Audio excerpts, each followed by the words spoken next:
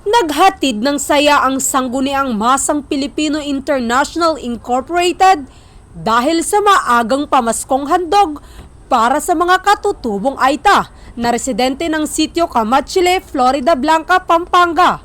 Ito ay isang Christmas Community Outreach Program na pinagkaisahan ng SMPII Jeddah Saudi Chapter, Riyadh Saudi Chapter at SMPII National Headquarters, kapartner ang Pangan Family, Silvan Family at ang pambansang pulisya sa paghahatid ng serbisyo. Tila nag-enjoy ang mga bata at nagsayawan sa palarong isinagawa ng mga nasabing grupo.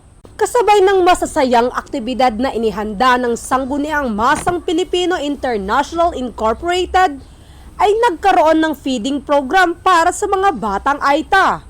Lubos naman ang kagalakan ng ating mga kababayan dahil sa kanilang natanggap na grocery packs, kilo-kilong bigas at kanya-kanyang pili sa mga makukulay na tsinelas. Ito ay isang halimbawa ng diwa ng Kapaskuhan ng pagbibigayan dahil sa kanilang pagpapakita ng pagmamahal at malasakit sa kanilang kapwa. Dahil dito ay naging matagumpay ang naturang Christmas program dahil sa ngiti at saya ang nahihandog sa nasabing liblib na lugar ng Florida Blanca.